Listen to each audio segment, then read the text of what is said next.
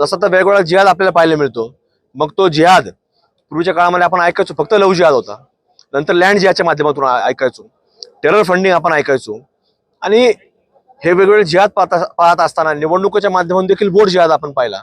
आणि आज आपल्याला नवीन जिहाद पाहायला मिळाला. नाशिक जिल्ह्यामध्ये जी घटना घडली, हा कॉर्पोरेट जिहाद आपल्याला पाहायला मिळाला.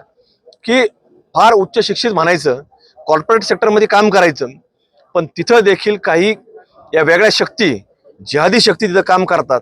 तिथं शिक्षण घेतलेले काही जिहादी प्रवृत्तीचे लोक तिथं नोकरीला पाठवतात आणि तिथं त्या मुलींना, महिलांना त्यांचं शोषण करणं, त्यांना धर्मांतरा करता प्रवृत्त करणं आणि त्यांना गोमांस खायला लावणं, असे वेगळे प्रकार FIRच्या माध्यमातून नाशिक जिल्ह्यामध्ये दाखल झालेत. आणि महाराष्ट्र आणि देशामध्ये ते सर्वांनी चित्र पाहिलंय की कॉर्पोरेट जिहाद हा एक नवीन जिहाद आपल्याला आता पाहायला मिळतोय. त्यामुळं नागरिकांना, आमच्या भारतवासियांना, महाराष्ट्रातील तमाम जनतेला आम्ही हेच सांगत आलोय की हा जिहाद तुम्ही लक्षात घ्या.